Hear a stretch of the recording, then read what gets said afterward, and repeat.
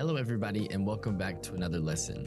In today's lesson, we're going to talk about modal verbs, what they are, and how you will use them in English. So let's get started. At the end of this lesson, you will be able to use modal verbs to express possibility, ability, obligation, and advice, express various levels of certainty, obligation, and likelihood, make requests, give instructions, and express your opinion. So, what are modal verbs? Modal verbs show possibility, intent, ability, or necessity. Modal verbs are also known as auxiliary or helping verbs because they're used together with the main verb of the sentence. The structure we're going to use for modal verbs is the subject plus the modal verb plus the main verb.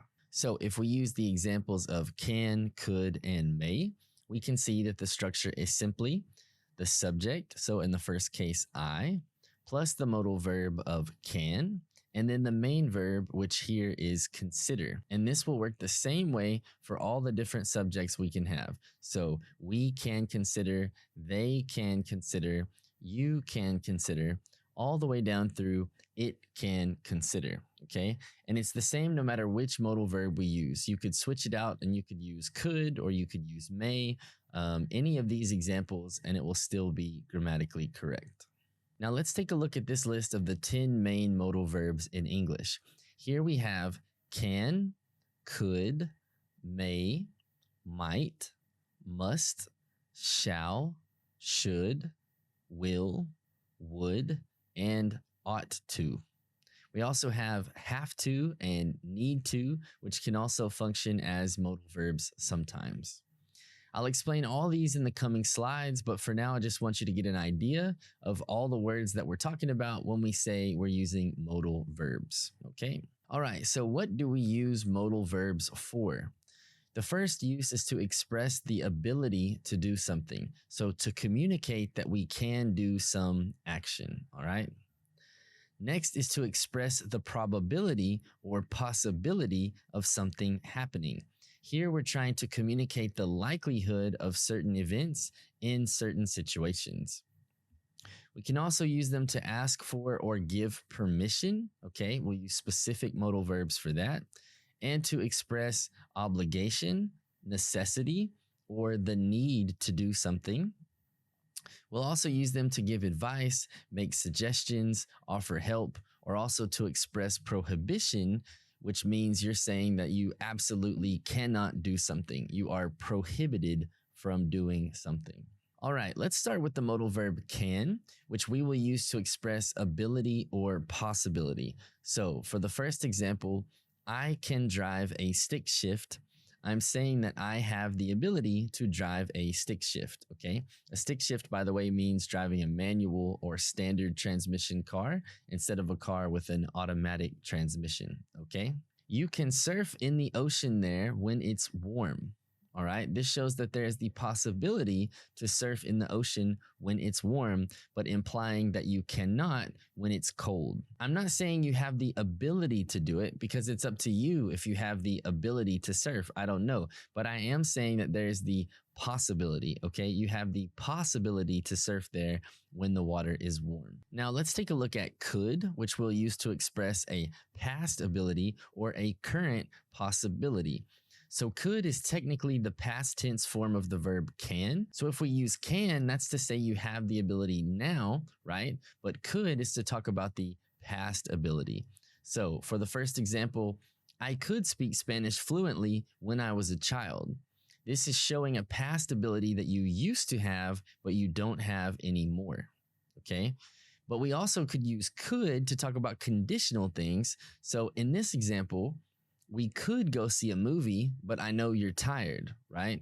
This shows that we have the possibility to do it. We could do it if you want to, but we don't have to, all right? One reason why we need to learn the modals now is because we're going to use them a lot when we talk about these conditional tenses. So I'll cover how we use modal verbs for the conditional situations in much more detail when we get to those conditionals lessons. Now let's talk about may. We use may to express uncertainty or give or ask for permission for something. In this first example, the government may introduce a new long term visa next year. This shows uncertainty about the future action. So we're not sure if it will happen or not, but it may happen. The next one, may I have a few minutes of your time to discuss something? May I have a few minutes of your time to discuss something? We're asking for permission to take up some of their time.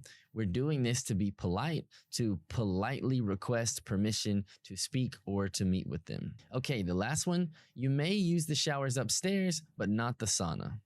In this one, we're giving permission to use the showers, but we're letting them know that they don't have permission to use the sauna.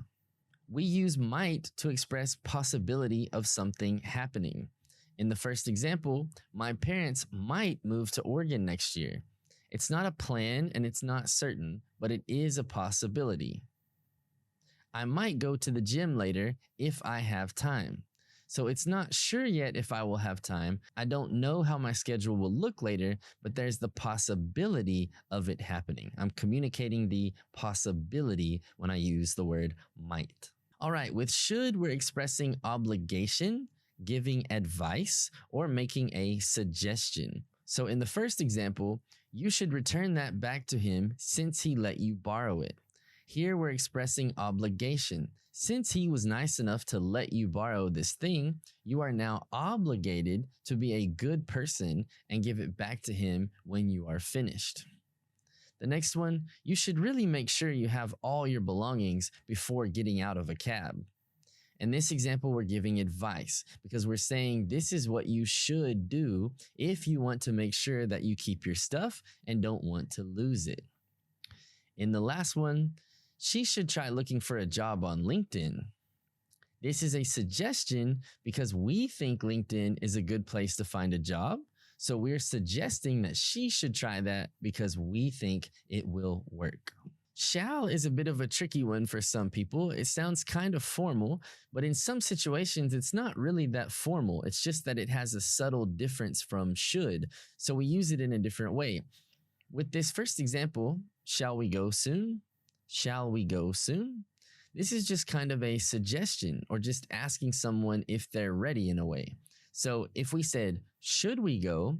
It's almost like you're asking them to make a decision of if that's what we should do. But shall we is like this softer, more indirect form. It's like saying, should we go? But instead it's a little softer, like, shall we? Like saying, let us go? Question mark. So you can use it in the same way to offer help. Shall I book us a table? It's a soft, polite offer of help, okay? Shall I book the table?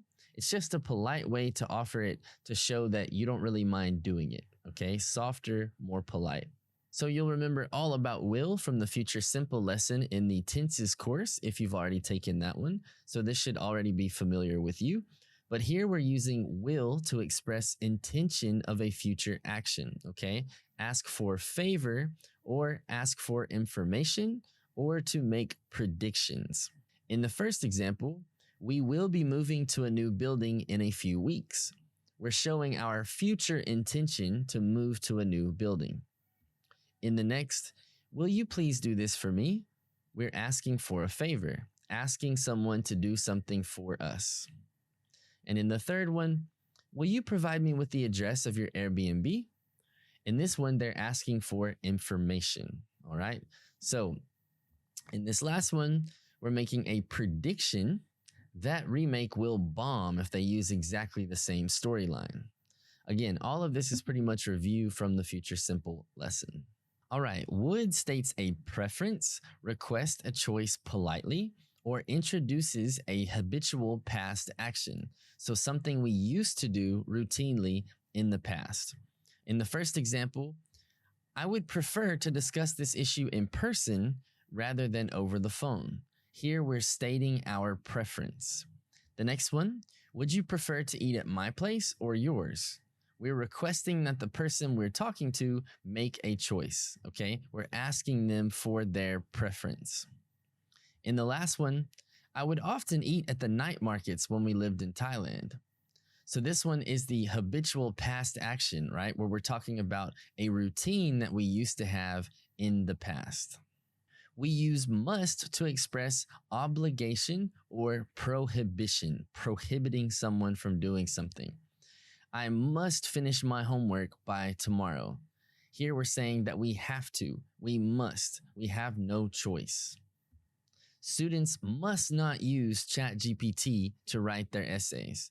For this one, we're expressing prohibition, saying that students are prohibited or not allowed at all from doing this action. With ought to, we're showing obligation. She ought to be nicer to her friends. This is not a must level of obligation, but it's a less strong obligation. We're saying this is what she should do if she wants to be a nice person. This is what she ought to do. The next one, I really ought to finish these dishes tonight.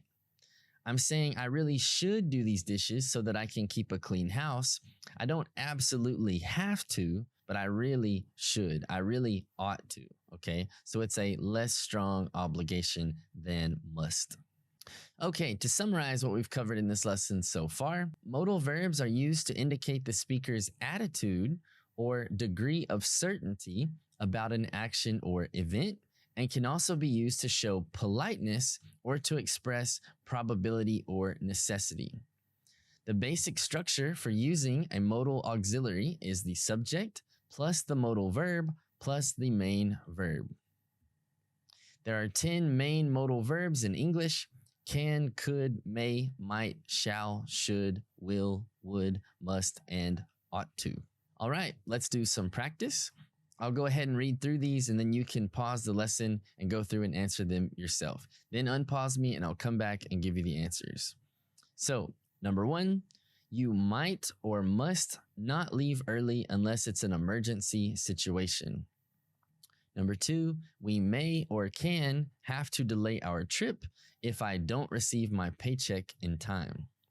Number 3, you should or could read through the entire lease before you sign it. My boss might or must announce a surprise promotion in the next meeting. Number 5, should or must we see if the Reynolds family wants to join.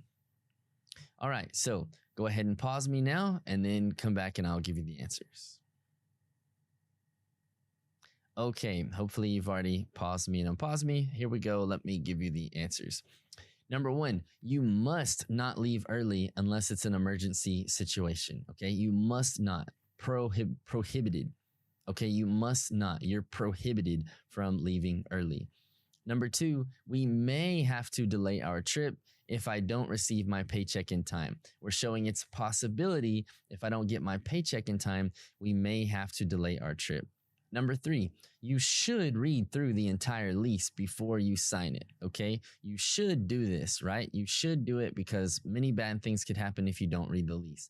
It's not a possibility like you could do it before. It's no, you should do it, right? You should do it. It's in your best interest. I'm giving you advice. Number 4, my boss might announce a surprise promotion in the next meeting. Not must, he's not obligated to announce a surprise promotion, but he might do it. There's a possibility of him doing it. And number 5, should we see if the Reynolds family wants to join?